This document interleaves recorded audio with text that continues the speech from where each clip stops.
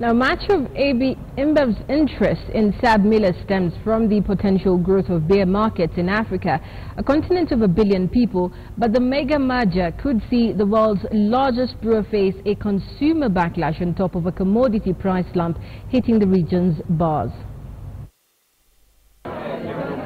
It is not hard to see where Anheuser-Busch, a South African beer company, interest in SAB Miller lies. Its smaller rival owns over 40 different beer brands in Africa, while the world's largest brewer has none. The rise of craft beer has weakened some of Anheuser-Busch's home markets, such as the United States, making the growing middle class in emerging markets like Africa even more attractive. As the continent has become more prosperous, consumers have moved away from illicit brews and more towards branded lagers and ales.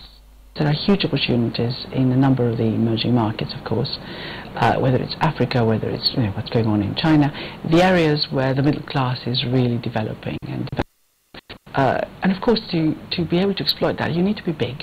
The world's top brewers, Anheuser-Busch and South African Millers, have agreed in principle to one of the biggest mergers in corporate history after a near month-long courtship resulted in South African Millers accepting an offer worth more than $100 billion.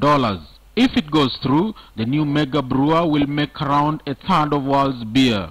Africa is expected to see a sharp rise in legal drinking age population in the next few years, but the commodity price slump has recently put a big dent in economic growth.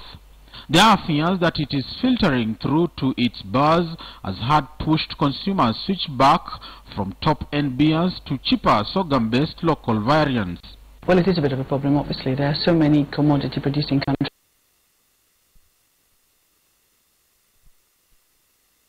In Africa, look at South Africa, for example, look at Zambia with copper.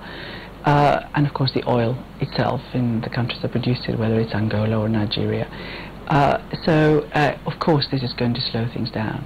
But we've got to bear in mind that in a number of those places, they're used to ups and downs. But the question is how they're going to control any sort of disquiet that there may be in the population.